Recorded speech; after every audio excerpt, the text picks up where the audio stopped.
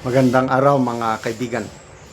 Bigyan natin ng reaction, opinion itong post ni Rob Rances. Sabi niya, "Go Habibi, laban mga Bisaya." Ito ang caption, oh. Vlogger na si Habibi.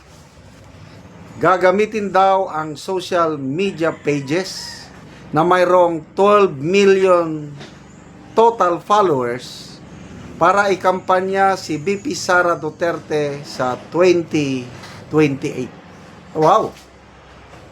12 million. Marami. I don't know kung Facebook, YouTube, TikTok ba ito? Social media pages. So, first time kong makam across itong si Habibi, nag-research ako. Ito, nakalagay dito. Sean Pilayo and Krisa Liaging, known online as Life of Habibi, are popular Philippines-based blogging couple, mag-asawa, known for sharing their daily life, troubles, and fitness journey, particularly around Siquijor. They gained attention for their blogs on Facebook and YouTube. YouTube din pala. Often showcasing lifestyle content. Ayun. So, galing ano? 12 million. That's, merong isang political analyst. Sino ba ito? Antonio Contreras, pro-BBM vlogger ito Antonio, Professor Kunuhay. Sabi niya, Rapi Tulfo might win in the 2028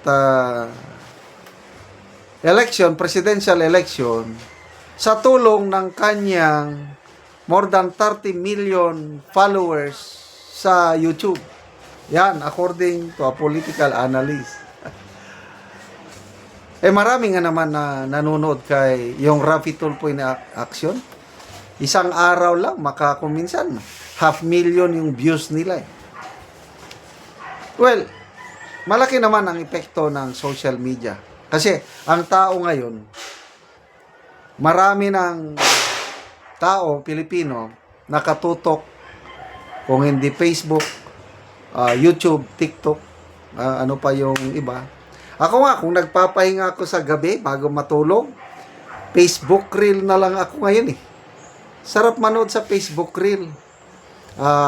Dati, Netflix ako pag nagpapahinga. Ngayon, medyo nahinto dahil nabisi sa kagagawa ng vlog. Kaya lang, ngayon parang gusto kong balikan ang manood ng Netflix na na-miss ko na ang mga Korean teledrama o teleseries. So, magbasa tayo sa mga comments dito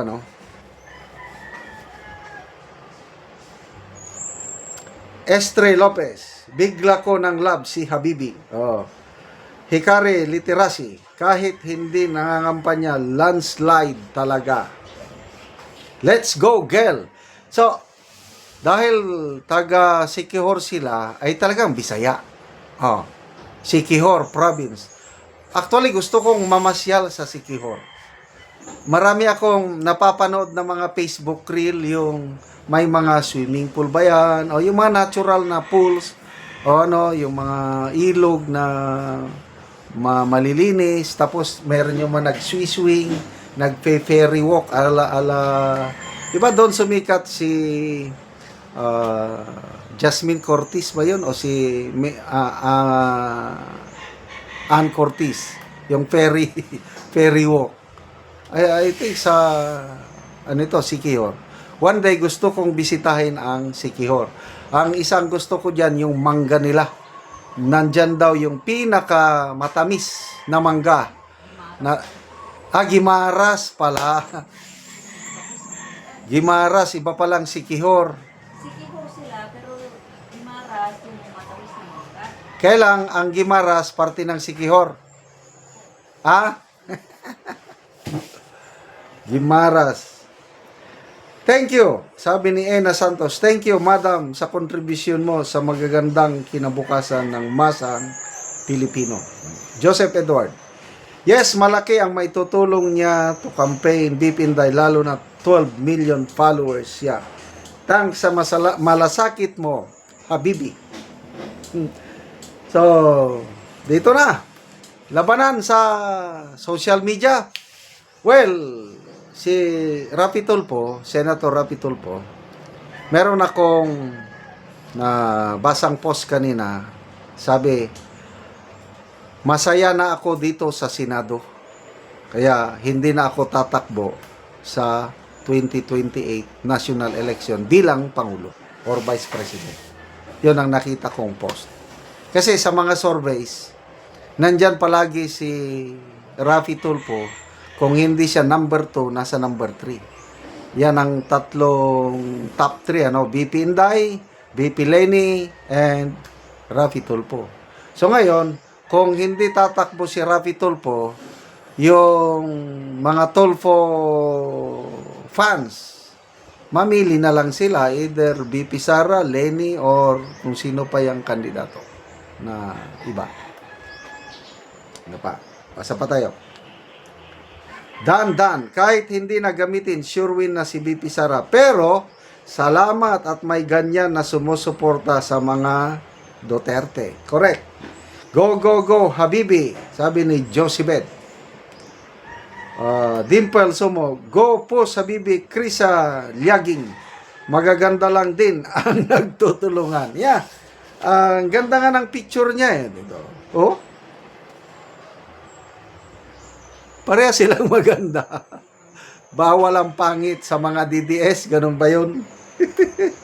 So, antabayan na natin mamaya ang butuhan sa Committee on Justice. Kung ngayon na ba nila bobotohan yung sufficiency in substance, yung dalawang impeachment complaint na lang na natitira laban kay BP Sara. Out of 4 na impeachment complaint, wala na yung dalawa. Itong dalawa na lang ang dinidibatihan.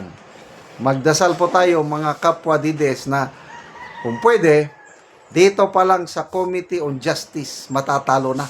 Sana mananalo yung magsasabi na not sufficient in substance. Mag-party-party na tayo mamaya. Salamat mga kaibigan sa inyong pagsubaybay sa ating channel. Nakakatulong kayo ng malaki sa tribong Talandig ng Bukidnon dahil ang sweldo natin sa channel na ito is pantulong po sa tribo. Namimigay tayo ng libreng yero at pako na para itong tribong ito makapagpatayo naman sila ng mas maayos na tahanan o tirahan. Panoorin nyo ang video na ito. Karon mo na ni ang natagaan na mo og yero, mag-atop na ni siya karon. So mo na ni ang iyang atopan. Gagay man siya. Yeah, salamat.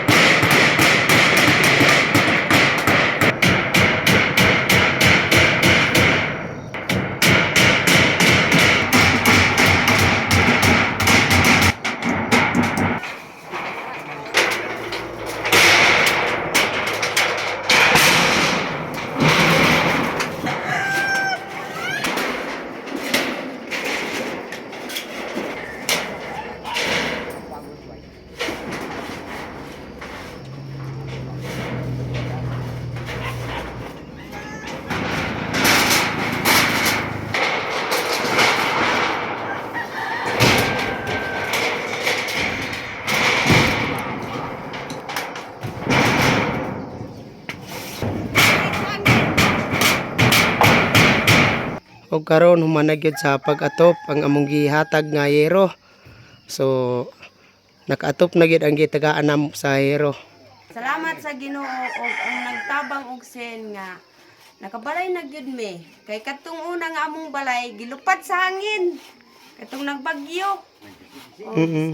Nagisi-gisi og nangayo dahil mi nagampog gyud ko sa Ginoo nga maatagang gid migsin og niya na. Mm-mm. Nakabalay na gyud mi. Ug Mm-mm. salamat.